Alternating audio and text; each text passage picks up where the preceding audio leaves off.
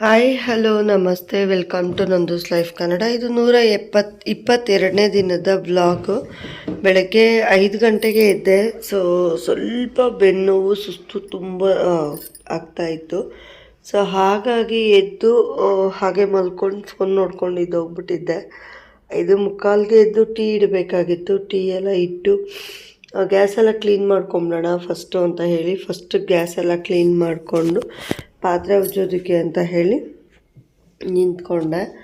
Hotel ಇಲ್ಲ, hotel ಬಂದು ಇಡೋಣ ಅಂತ ಹೇಳಿ ಎಲ್ಲನೂ ರೆಡಿ ಮಾಡಿಕೊಂಡು ಆಮೇಲೆ ಕೆಲವೊಂದು ಹೀಗೆ ಯಾಕೋ ತುಂಬ ಮನ್ಸಿಗೆ ಬೇಜಾರಾಗ್ತಾಯಿತ್ತು. ದೇವರು ನಮ್ಮ ಪಾಲ್ಗೆ ಇದನೋ ಇಲ್ವೋ ಅಂತಲೇ ಗೊತ್ತಾಗಲಿಲ್ಲ. ಯಾಕೆ ಅಂದರೆ ನಾವು ಏನೇ ಒಂದು ಕೆಲಸ ಅಂತ ಕೈ ಇಟ್ಟಾಗ್ಲೂ ಪ್ರತಿ ಸತಿ ನಾವು ಕೆಲಸಕ್ಕೆ ಕೈ ಇಕ್ಕಿದಾಗೂ ಆ ಕೆಲಸ ನಮ್ಮ ಕೈ ಹಿಡಿತಾ ಇಲ್ಲ, ಹಾಗೆ ಆ ಕೆಲಸ ಆಗ್ತಾನೇ ಇಲ್ಲ. ನಾವು ಅಂದ್ಕೊಂಡಂಗೆ ಯಾವುದೂ ಆಗ್ತಿಲ್ಲ ಅಂದಾಗ ತುಂಬ ಬೇಜಾರಾಗುತ್ತೆ. ಇವತ್ತು ಕೂಡ ಅದೇ ಥರ ಒಂದು ರೀಸನಿಂದ ತುಂಬ ಬೇಜಾರಾಯಿತು. ಗಾಡಿಯೆಲ್ಲ ಎಳೆದು ಅಡುಗೆ ಮಾಡೋಣ ಅಂತ ಒಳಗಡೆ ಬಂದು ಮತ್ತೆ ರಿಟರ್ನ್ ಹೋದರು. ನಂಗೆ ಆಗಲ್ಲ, ಬೇಜಾರಾಗ್ತಾಯಿದೆ, ನನ್ನ ಕೈಯಲ್ಲಿ ಅಡುಗೆ ಮಾಡೋಕ್ಕಾಗಲ್ಲ, ನಂಗೆ ಇಂಟ್ರೆಸ್ಟ್ ಇಲ್ಲ ಅಂತ ಹೇಳಿ. ಇನ್ನು ಅವ್ರು ಆಗಲ್ಲ ಅಂದಮೇಲೆ ನಾನೇನು ಮಾತಾಡಲಿಲ್ಲ. ನಾನು ಪಾತ್ರೆ ಎಲ್ಲ ಉಜ್ಜಿಬಿಟ್ಟು ಎಲ್ಲ ಮನೆಯೆಲ್ಲ ಕಸ ಗುಡಿಸ್ಕೊಂಡು ಒರೆಸ್ಕೊಂಬಿಡೋಣ ಅಂತ ಹೇಳಿ ಅಂದ್ಕೊಂಡೆ. ನಂದು ಹೇಗಾಯಿತು ಅಂದರೆ ಮನೆ ಕಸ ಗುಡಿಸ್ದೆ, ಒರೆಸಿದೆ, ಪಾತ್ರೆನೂ ಉಜ್ಜಿದೆ, ಇದೆಲ್ಲ ಮಾಡಿಕೊಂಡೆ. ಮತ್ತು ಸ್ವಲ್ಪ ಹೊತ್ತು ಹಾಗೆ ಮಲ್ಕೊಂಡು ಅಮ್ಮಗೆ ಟೀ ಎಲ್ಲ ಮಾಡಿಕೊಟ್ಬಿಟ್ಟು ಸ್ವಲ್ಪ ಹೊತ್ತು ಮಲ್ಕೊಂಡು ಹಾಗೆ ಟಿ ವಿ ನೋಡ್ತಾಯಿದ್ದೆ. ಅಷ್ಟರೊಳಗಾಗಿ ತುಂಬ ಹೊಟ್ಟೆ ಹಸಿತಿದೆ, ನಾಷ್ಟ ಮಾಡು ಅಂದರು. ಚಿತ್ರಾನ್ನ ಮಾಡಿದೆ, ಹಾಗೆ ಅಡುಗೆಗಿಟ್ಟೆ, ಸಾಂಬಾರಿಗೆ ಇಟ್ಬಿಟ್ಟು ಇನ್ನು ಪಾತ್ರೆ ಎಲ್ಲ ಉಜ್ಜಿ ಗ್ಯಾಸ್ ಎಲ್ಲ ಆಲ್ರೆಡಿ ಕ್ಲೀನ್ ಮಾಡ್ಕೊಂಡಿದ್ದಾಗ ಗೋಡೆ ಎಲ್ಲ ನೀಟಾಗಿ ತೊಳ್ಕೊಂಡೆ. ಇನ್ನು ಆಚೆ ಹೋಗಿ ಬಟ್ಟೆ ನೆನೆಸ್ದೆ. ನಾನು ಬಟ್ಟೆ ವಿಪರೀತ ಇತ್ತು. ನೆನೆಸಿದ್ರೆ ಕುತ್ಕೊಂಡು ಒಗ್ದಾಕ್ಬಿಡ್ಬೇಕು ಅಂತ ಅನಿಸುತ್ತೆ, ಇಲ್ಲ ಅಂದರೆ ನೆನೆಸಿಲ್ಲ ಅಂದರೆ ಇಂಟ್ರೆಸ್ಟೇ ಬರೋದಿಲ್ಲ ಒಗೆಯೋದಕ್ಕೆ ಅಂತ ಹೇಳ್ಬಿಟ್ಟು ಒಳಗಡೆ ಆಚೆ ಬಟ್ಟೆ ಎಲ್ಲ ನೆನೆಸ್ಬಿಟ್ಟು ಆಮೇಲೆ ಒಳಗಡೆ ಹೋಗಿ ಅಡುಗೆ ಮಾಡೋದಕ್ಕೆ ಅಂತ ಹೇಳಿ ನಾನು ಒಳಗಡೆ ಹೋಗಿದ್ದು. ಅಡುಗೆ ಏನೇನು ಮಾಡಬೇಕು ಅಂತ ಹೇಳಿ ಆಲ್ರೆಡಿ ನಾನು ಒಂದಷ್ಟು ಪ್ಲ್ಯಾನ್ ಮಾಡ್ಕೊಂಡಿದ್ದೆ.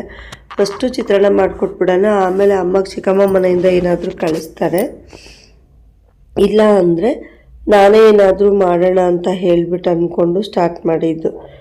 ಇನ್ನು ಪ್ರಪಂಚದಲ್ಲಿ ಯಾರು ನಿನ್ನೋರು ಅಂತ ಕೇಳಿದಾಗ ಸಮಯ ಅಂತ ಹೇಳಬೇಕಂತೆ. ಯಾಕೆ ಅಂದರೆ ಸಮಯ ಒಂದು ನಮ್ಮ ಜೊತೆ ಚೆನ್ನಾಗಿದ್ದರೆ ಎಲ್ಲರೂ ನಮ್ಮವರಾಗ್ತಾರೆ. ಅದೇ ಸಮಯ ಕೆಟ್ಟಿದೆ ಅಂದಾಗ ಯಾರೂ ನಮ್ಮವರಾಗೋದಿಲ್ಲ. ಹಾಗಾಗಿ ಯಾರು ನಿನಗೆ ತುಂಬ ಬೆಸ್ಟ್ ಫ್ರೆಂಡು, ಯಾರು ನಿನಗೆ ಇದು ಅಂತ ಕೇಳಿದಾಗ ನಾವು ಸಮಯ ಅಂತಲೇ ಹೇಳಬೇಕು. ಸಮಯ ಅನ್ನೋದು ಎಷ್ಟು ಚಿಕ್ಕ ವರ್ಡ್ ಆಗಿದ್ರೆ ಕೂಡ ಅದು ನಮ್ಮ ಜೀವನನ ಒಂದು ದಿಕ್ಕನ್ನೇ ಬದಲಾಯಿಸೋವಂಥ ಒಂದು ದೊಡ್ಡ ಪಾತ್ರ ವಹಿಸಿರೋವಂಥ ಒಂದು ಸ್ಟ್ರಾಂಗ್ ಆಗಿರುವಂಥ ವರ್ಡು. ಯಾಕೆ ನಾನು ಇದು ಹೇಳ್ತಾ ಇದ್ದೀನಿ ಅಂದರೆ ಟೈಮ್ ಅನ್ನೋದು ತುಂಬ ಇಂಪಾರ್ಟೆಂಟ್. ಇಂಚಿಂಚು ಒಂದು ಮುಳ್ಳು ಈಗ ಅಲ್ಲಾಡಿದಾಗ ಕೂಡ ಆ ಒಂದು ಸೆಕೆಂಡನ್ನ ನಾವು ಕಳ್ಕೊಳ್ತಾನೆ ಇರ್ತೀವಿ. ಆ ಸೆಕೆಂಡ್ಗೂ ನಾವು ತುಂಬಾ ಸಫರ್ ಆಗ್ತಾ ಇರ್ತೀವಿ.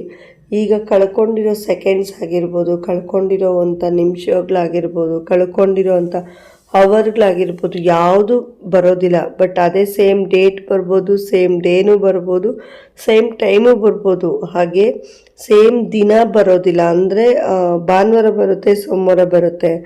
ಈಗ ಏನು ಹೇಳ್ತಾರೆ, ನಮ್ಮ ಒಂದು ಇದರಲ್ಲಿ ಜನವರಿ 2020 ಈಗ ಪ್ರೆಸೆಂಟಾಗಿ ನಾನು ತಗೊಳಕ್ಕೆ ಹೋದರೆ ಇವತ್ತು 9ನೇ ತಾರೀಕು 8ನೇ ತಿಂಗಳು 2025. ನೆಕ್ಸ್ಟ್ ಬರೋದಿಲ್ಲ, 26 ಬರುತ್ತೆ, 27 ಬರುತ್ತೆ, ಸೇಮ್ ಡೇಟಲ್ಲಿ ನೆಕ್ಸ್ಟ್ ಮುಂದೆ ಹೋಗುತ್ತೆ. ದಿನ ಹಿಂದಕ್ಕೆ ಹೋಗೋದಿಲ್ಲ, ಮುಂದಕ್ಕೆ ಬರುತ್ತೆ.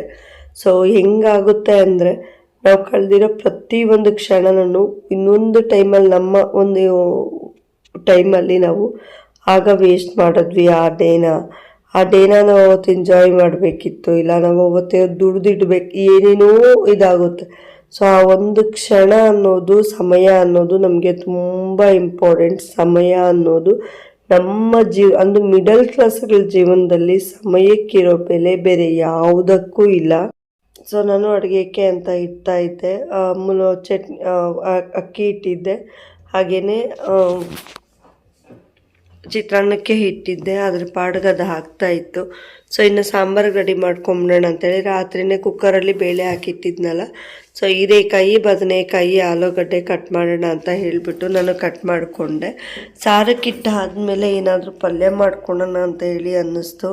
ಅದಕ್ಕೆ ಜೊತೆಗೆ ಒಂದು ಆಲೂಗಡ್ಡೆ, ಬದನೆಕಾಯಿ ಹಾಕಿ ಕಟ್ ಮಾಡಿ ಇಟ್ಬಿಟ್ಟು ಮಕ್ಕಳನ್ನ ಹೋಗಿ ಸ್ಕೂಲಲ್ಲಿ ಬಿಟ್ಟು ಬಂದು ಆಮೇಲೆ ನಾನು ಇನ್ನು ಮಿಕ್ಕಿದ್ದು ನಾಷ್ಟದ ಪ್ರಿಪ್ರೇಷನ್.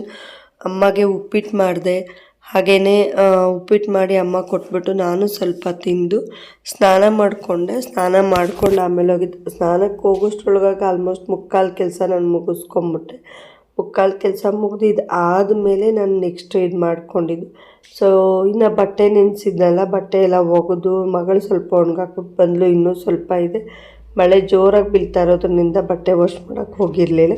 ಸೊ ಹಾಗೆ ಸಾಂಬಾರಿಗೆ ಏನು ಮಾಡಿದೆಪ್ಪ ಅಂದರೆ ಬಿಸಿ ಇಟ್ಟಿದ್ದೆ, ಅದೇ ಸಾಂಬಾರಿಗೆ ಮುದ್ದೆ ಮಾಡಿಬಿಡೋಣ ಅಂತ ಯಾವುದೋ ನೆನಪಲ್ಲಿ ಹೋಗ್ಬಿಟ್ಟು ಇದಕ್ಕೇನೆ ಹಸಿಟ್ಟಿಗೆ ಸಾಂಬಾರಿಗೆ ಹಸಿಟ್ಟು ಹಾಕ್ಬಿಟ್ಟಿದ್ದೀನಿ. ಸೊ ವೇಸ್ಟ್ ಆಯಿತು, ಆಚೆ ಹಾಕಿ ಏನು ಮುದ್ದೆಗೆ ಇಟ್ಕೊಂಡೆ. ಹಾಗೆ ಸ್ವಲ್ಪ ಚಟ್ನಿ ಮಾಡೋಣ ಅಂತೇಳಿ ಟೊಮಟ, ಈರುಳ್ಳಿ, ಹಸಿಮೆಣ್ಸಿನ್ಕಾಯಿ, ಹಣ್ಣಾಗಿರುವಂಥ ಮೆಣಸಿನ್ಕಾಯಿ, ಬೆಳ್ಳುಳ್ಳಿ ಹಾಕ್ಬಿಟ್ಟು ಅದಕ್ಕೆ ಸ್ವಲ್ಪ ಹುಣಸೆಹಣ್ಣು ಹಾಕಿದೆ, ಸ್ವಲ್ಪ ಜೀರಿಗೆ ಹಾಕಿದೆ, ರುಬ್ಬೋದಕ್ಕೆ ಅಂತ ಹೇಳಿ ಉಪ್ಪು ಹಾಕ್ಕೊಂಡೆ.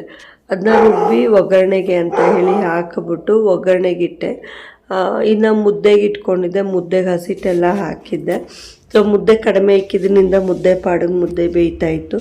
ಇನ್ನು ಚಟ್ನಿ ರುಬ್ಬಿಟ್ಟು ಚಟ್ನಿ ಒಗ್ಗರಣೆಗೆ ಅಂತ ಹೇಳಿ ಸ್ವಲ್ಪ ಈರುಳ್ಳಿನೂ ಇನ್ನೊಂದು ಸ್ವಲ್ಪ ಕರ್ಬೇವಿನ ಸೊಪ್ಪಿಟ್ಟಿದ್ದೆ, ಅದರದ್ದು ಕೂಡ ರುಬ್ಬಿ ಹಾಕಿ ಮುದ್ದೆ ಕೊಟ್ಟೆ ಅಮ್ಮನಿಗೆ.